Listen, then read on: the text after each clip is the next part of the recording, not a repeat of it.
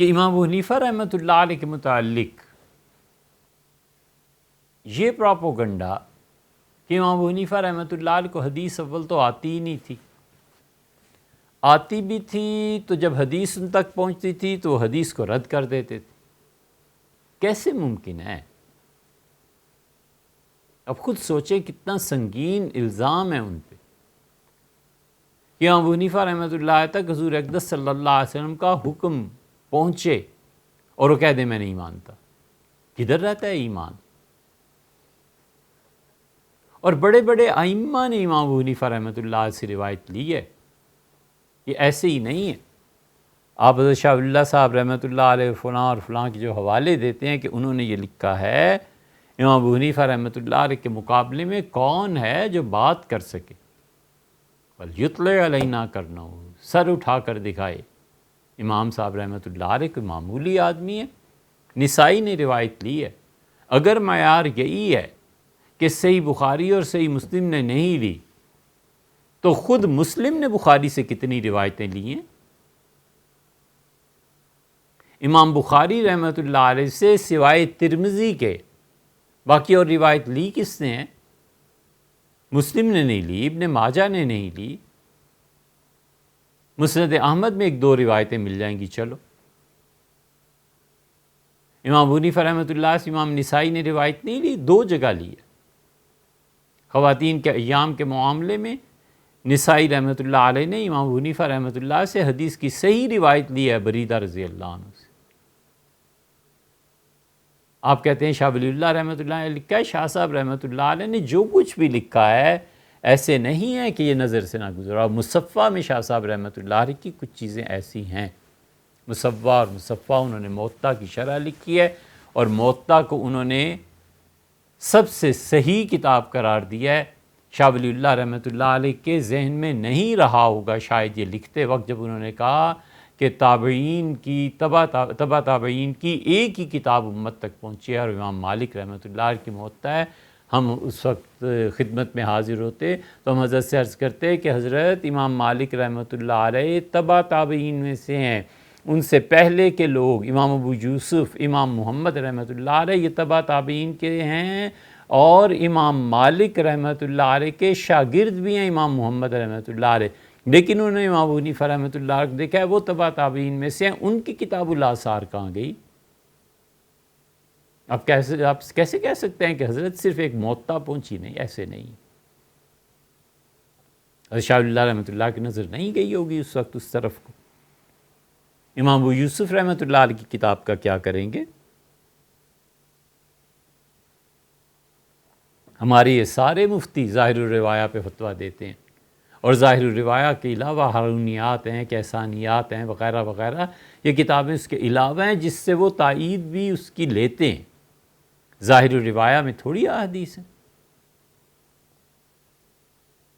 یہ تبع تابعین کی کتابیں نہیں ہیں۔ اس لیے شاہ ولی اللہ رحمۃ اللہ علیہ کے یہ لکھنا کہ ایک ہی کتاب تبع تابعین سے امت کو ملی ہے اور موطا امام مالک ہے، یہ تاریخی طور پہ بھی درست نہیں ہے حضرت رحمۃ اللہ علیہ کے۔ لیکن اس پہ جو حضرات ہندوستان میں اگر کوئی سن رہا ہو اس کو یا سنے تو ان کی خدمت میں درخواست ہے کہ مولانا سلمان ندوی اللہ تعالیٰ سلامت رکھے حضرت مصفہ اور مصفہ کو عربی میں منتقل کر رہے تھے، پتہ نہیں اس کام کا کیا ہوا۔ ہندوستان رابطہ ہم لوگوں کے لیے کوئی آسان نہیں ہے، بہت مشکل اور بڑے مراحل ہوتے ہیں، اور پھر اس کے بعد جو کچھ دیکھنا ہوتا ہے وہ اور بھی کبھی کبھی مشکل پیش آ جاتی ہے۔ اس لیے اگر کوئی وہاں سن رہا ہو تو ہمیں ایک اس کے بارے میں معلومات کی ضرورت ہے کہ اس کا کیا ہوا۔ وہ عربی میں ترجمہ کر رہے تھے، اور دوسرے انہوں نے قرآن کریم میں پاروں کی تقسیم جو کی تھی جس پہ کافی سارا شور شرابہ یہ چیزیں ہوئی تھیں، وہ نسخہ ہے اگر کہیں تو چاہیے۔ تو اسی شاہ ولی اللہ رحمۃ اللہ علیہ نے جو امام صاحب رحمۃ اللہ علیہ کے متعلق تابعین اور تبع تابعین کا کہا مصفہ میں اس کے مقدمے میں یہ چیز ان کے تسامحات میں ہے۔ امام ترمذی رحمۃ اللہ نے روایت نہیں لی امام ابو حنیفہ رحمۃ اللہ سے، اور ترمذی نے تو کمال کیا۔ ترمذی نے دو جملے ایسے لکھے ہیں قیامت تک اس کو تردید نہیں کی جا سکتی۔ انہوں نے کہا کہ یہ حدیث ہے اور فقہا نے اس سے یہ استنباط کیا ہے، وَهُمْ عَالَمُ بِمَعَانِي الْحَدِيث، اور حدیث کی صحیح سمجھ فقہا کو زیادہ آتی ہے بنسبت محدثین کی۔ وہ حدیث کے مفہوم سے زیادہ استنباط کر سکتے ہیں۔ اچھا، محدثین نے تو حدیثیں جمع کرنی ہوتی ہیں، صحیح، غلط، ضعیف، کمزور، آگے فقہا پرکھتے ہیں اس کو۔ اور حنفیوں کا حال یہ ہے کہ کسی صورت حدیث کو نہیں چھوڑتے، مرسل روایت کو بھی قبول کر لیتے ہیں، ضعیف روایت کو بھی جب اس کے طرق متعدد ہوں اور درجہ حسن تک پہنچ جائے تو حنفی کہتے ہیں اس پہ فتویٰ ہے۔ اور چھوڑیں حنفیوں کو، آپ کو اعتراض ہے کہ حنفی کہتے ہیں کہ ان کی کتابیں جل گئیں، یہ وہ، ٹھیک یہی بات اگر ابن حجر لکھیں شافعی اور وہ کہیں کہ حنفیوں کی کتاب میں یہ حدیث آئی ہے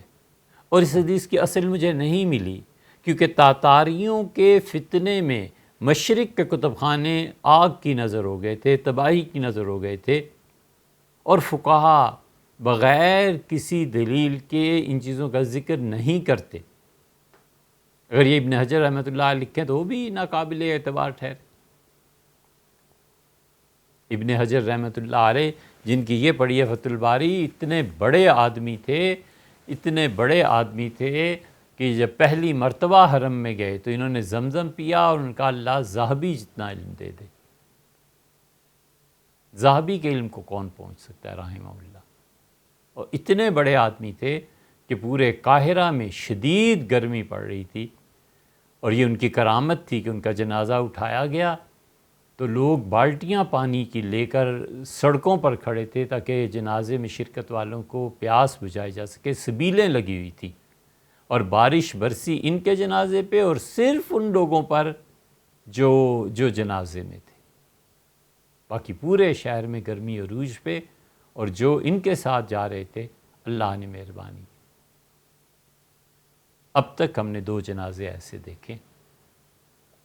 جب وہ اٹھائے گئے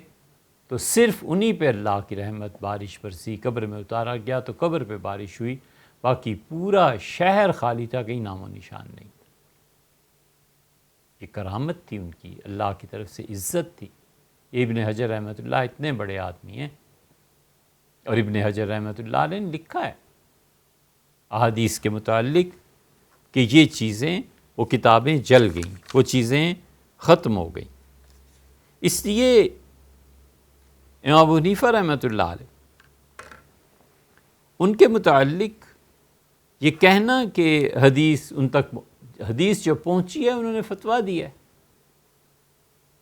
ایک اور حدیث کا ذکر کریں، امام ابو حنیفہ رحمۃ اللہ علیہ کو ترمذی نے یہ مقام دیا، یہ بات پہلے پوری کر لیں، کہ انہوں نے نقل کیا ہے کہ امام ابو حنیفہ رحمۃ اللہ علیہ کہتے تھے میں نے عطا بن ابی رباح جیسا سچا آدمی نہیں دیکھا اور جابر جوفی جیسا جھوٹا نہیں دیکھا۔ امام ابو حنیفہ رحمۃ اللہ علیہ سے انہوں نے یہ روایت لکھی ہے، اس کا مطلب یہ ہے کہ افراد کی جرح و تعدیل میں اور افراد کا مقام بیان کرنے میں امام ابو حنیفہ رحمۃ اللہ علیہ اتنے اتھینٹک پرسنالٹی دی کہ انہوں نے انہیں بٹھا دیا آسمان پہ کہ جو یہ کہیں جس کے متعلق یہ سچا ہے وہ سچا ہے، جس کے متعلق یہ کہیں جھوٹا ہے جھوٹا۔ سمجھنا چاہیے کہ ترمذی جیسا محدث امام ابو حنیفہ رحمۃ اللہ علیہ کو یہ مقام دے رہا ہے۔ عجیب و غریب باتیں کرتے ہیں، کتنی احادیث سنائیں جو امام صاحب رحمۃ اللہ علیہ تک پہنچی اور ان کا فتویٰ اسی پہ ہے۔ سیدنا عمر رضی اللہ عنہ کے زمانے میں ایک آدمی نے کسی جانور سے کوئی غلط حرکت کی، امیر المومنین رضی اللہ عنہ کو معلوم ہوا، شکایت ہوئی، اسے بلایا گیا اور اسے سزا دی گئی، اور امیر المومنین رضی اللہ عنہ کا اس جانور کو جلا دو، ذبح کر کے جلا دو، اور فرمایا جتنے کا یہ ہے اس کی قیمت اس کے مالک کو دی جائے، اس سے لے کے جس نے یہ کرتوت کی ہیں۔ جلوایا اس لیے امیر المومنین رضی اللہ عنہ نے کہ وہ برائی کا سمبل بن جاتا، علامت بن جاتی، جدھر جاتا مدینہ منورہ میں لوگ کہتے کہ یہ وہ ہے وہ جانور۔ بڑی حکمت سے کام انہوں نے لیا۔ اب ان سے بھی کوئی پوچھتا کہ حضرت حضور صلی اللہ علیہ وسلم کے زمانے میں ہوا تھا کہ نہیں ہوا تھا، ہوا تھا تو کیا ہوا تھا، پھر انہوں نے بھی جانور جلایا تھا یا نہیں جلایا تھا، درے پڑتے۔ یہ حدیث امام ابو حنیفہ رحمۃ اللہ تک پہنچی ہے، یہ ساری روایت، کہ رسول اللہ صلی اللہ علیہ وسلم من اطاع علی بہیمۃ، جو جانور کے ساتھ ایسا کوئی کام کرے اس پہ حد نہیں ہے، اس لیے کہ وہ جنس نہیں ہے نا، وہ جانور ہے، یہ انسان ہے، انسان انسانوں کے ساتھ ایسا کام کرے تو پھر حد ہے۔ حضور صلی اللہ علیہ وسلم نے خود ہی حد سے منع فرما دیا تھا کہ اس پہ حد جاری، سزا دی جائے گی لیکن وہ حد نہیں ہوگی۔ امام صاحب رحمۃ اللہ نے اسی پہ فتویٰ دیا ہے۔ اب امام صاحب رحمۃ اللہ علیہ کی بات کرتے ہوئے حدیث بیان نہیں کرتے کہ پیچھے یہ ہے اس کے، یہ امام ابو حنیفہ رحمۃ اللہ تک یہ روایت پہنچتی تھی۔ کہتے ہیں لکھتے ہیں عجیب حنفی فقہ، ایسے گندے گندے مسائل ہیں، ایسی شرمناک باتیں ہیں، دیکھو کوئی جانور سے منہ کالا کر رہا ہے اس پہ حد ہی نہیں جاری ہونے سے۔ بھئی یہ بات تو جا کے پوچھو حضور اقدس صلی اللہ علیہ وسلم سے۔ امام ابو حنیفہ رحمۃ اللہ کو تو بریدہ کے واسطے سے متصل حدیث ملی ہے، وہ اس کے خلاف کیسے کرتے؟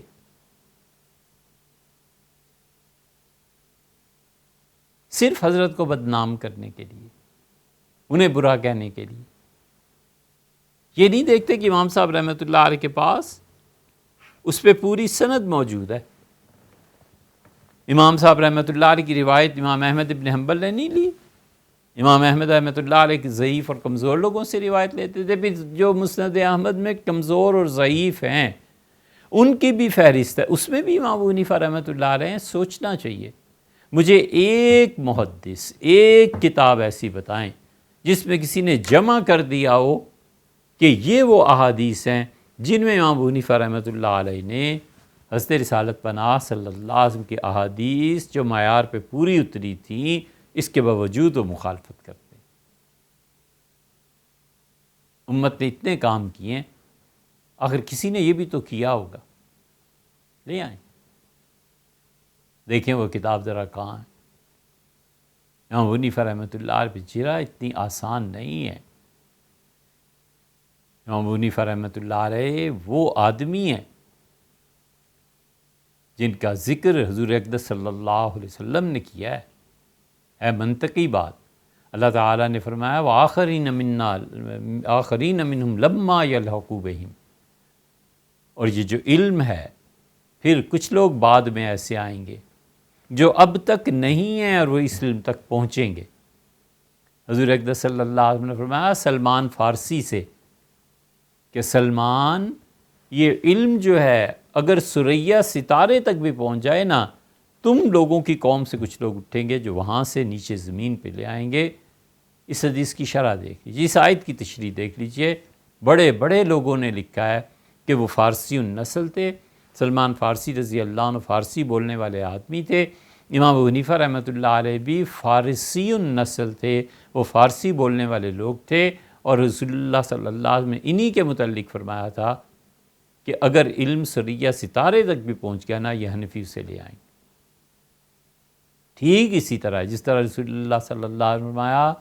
قریش میرے قبیلے کا ایک نوجوان دنیا کو علم سے بھر دے گا، آنے والی امت لکھتی آئی ہے کہ امام شافعی رحمۃ اللہ علیہ، حضور اقدس صلی اللہ علیہ وسلم فرمایا، اور خود امام مالک رحمۃ اللہ اس کے راوی ہیں، حضور اقدس صلی اللہ علیہ وسلم فرمایا میرے شہر میں ایک علم بیان کرے گا اور لوگ اپنے اونٹوں کے جگر کو ماریں گے کہ جلدی بھاگ مدینہ منورہ کی طرف تاکہ علم حاصل کریں۔ سب نے لکھا ہے کہ امام مالک رحمۃ اللہ علیہ یا ائمہ متبوعین، یہ اتنے بڑے لوگ۔ اس لیے بات وہ کیجئے جو کسی عقل میں آتی ہو، جو کسی ترازو پہ پوری اترتی ہو۔ اسی لیے شاہ ولی اللہ رحمۃ اللہ علیہ نے نا، وہ تو تھی جوانی جب وہ پڑھنے گئے تھے قرآنی سے مدینہ منورہ، اور جب وہ سند لے کے آئے تھے، شاہ صاحب رحمۃ اللہ علیہ نے حجت اللہ البالغہ میں العقد الجید فی احکام الاجتہاد والتقلید، شاہ صاحب رحمۃ اللہ علیہ کی کتابیں ہیں۔ شاہ ولی اللہ رحمۃ اللہ علیہ کو حضور صلی اللہ علیہ وسلم نے فرمایا تھا میں تمہیں امام مقرر کر رہا ہوں آئندہ آنے والے زمانوں کے لیے، اور نے بتایا تھا کہ حدیث اور فقہ کو آپس میں ملانا ہے، تطبیق دینی۔ کمال ہے حضرت شاہ ولی اللہ رحمۃ اللہ علیہ کا کہ انہوں نے حدیث میں تطبیق دی اور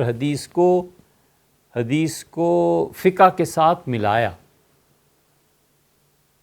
اور ایسا ہار پرویا ہے جیسے ریشم کا تار ہو اور اس میں کوئی ہیروں کو پرو دے۔ یہ وصف اگر دیکھنا ہو شاہ ولی اللہ رحمۃ اللہ علیہ کا تو یہ کمال پھر آیا ہے۔ مولانا منظور نعمانی صاحب رحمۃ اللہ علیہ کی تصانیف پڑھیں تو جھلکتا ہے کہ کس طرح وہ حدیث کو فقہ کے مطابق کرتے ہیں۔ یہ بڑا فن ہے ان کا رحمہ اللہ۔ شاہ ولی اللہ رحمۃ اللہ علیہ کی عبارت پڑھیں۔ شاہ ولی اللہ محدث دہلوی رحمۃ اللہ علیہ نے حجت اللہ البالغہ میں پہلی جلد میں ہی اس کو چھیڑا ہے، اور فرماتے ہیں ان هذه المذاہب الاربعہ المدونہ، یہ چار مسلک امت میں جو پیدا ہو گئے ہیں، حنفی، شافعی، مالکی اور حنبلی، اور یہ چاروں تحریری طور پر لکھے جا چکے ہیں۔ اجتماعت الامہ، امت نے اس پہ اجماع کر لیا ہے، امت اس پہ متفق ہو گئی ہے۔ ان کی تقلید پر، اس کے جائز ہونے پر تمام امت یا وہ لوگ جن پر اعتبار کیا جا سکتا ہے کہ یہ لوگ قابل اعتبار ہیں، وہ سب کے سب متفق ہیں، اور یہ بات چھپی ہوئی نہیں ہے کہ امت اس کو اپنا چکی ہے۔ لا سیما فی ہذہ الایام، ان چاروں مسالک میں قید رہنا چاہیے، خاص طور پہ ہمارے دور میں۔ کثرت فیہ الہمم، علم کی تکمیل میں، علم کو سیکھنے میں اب ہمتیں پست ہو گئیں۔ لگائے نا زندگی، آپ خود سوچیں، چار سندیں جو تنقیح نہیں کر سکتا بخاری کی، وہ بھی کہتا ہے کہ میں بخاری سمجھتا ہوں، خدا کی شان۔ شاہ صاحب رحمۃ اللہ فرماتے ہیں کہ ایک تو لوگوں کی ہمتیں بہت پست ہو چکی ہیں، اور دوسرے انسانوں کے، ہمارے دور کے لوگوں نے خواہشات کو نفسانی خواہشات سے اپنے دلوں کو پر کر لیا ہے۔ وَعَاجَبُ كُلَّ ذِي رَأْيٍ بِرَأْيِهِ، اور ہر آدمی کہتا ہے کہ دین کی جو میں تشریح کر رہا ہوں نا، بس یہی قابل اعتبار۔ یہ جو نئے نئے فتنے اٹھ رہے ہیں اور دین کے نام پر جو نئی نئی تشریحات پیش کی جا رہی ہیں، شاہ صاحب رحمۃ اللہ علیہ فرماتے ہیں چھوڑ دیں انہیں، اور چار مذاہب جو مدون ہو گئے ہیں، تحریر میں آ گئے ہیں، بس ان کی پیروی کافی۔ ایک اور چیز عرض کریں، یہ عبدالوہاب شارانی ہیں۔ ابن عربی رحمۃ اللہ علیہ کو پڑھنا ہو تو شارانی کو پڑھنا چاہیے، اور شارانی الیواقیت والجواہر بڑی زبردست کتاب ہے ان کی۔ ان کے زمانے میں بھی یہ بات آئی تھی۔ امام ابو حنیفہ رحمۃ اللہ علیہ کے مخالفین کب نہیں پیدا ہوئے، ان کے حاسدین کب نہیں پیدا ہوئے؟ اللہ نے عجیب ان کا نصیب رکھا تھا کہ امام صاحب رحمۃ اللہ علیہ اپنے زمانے میں کسوٹی بن گئے۔ امام صاحب رحمۃ اللہ علیہ سے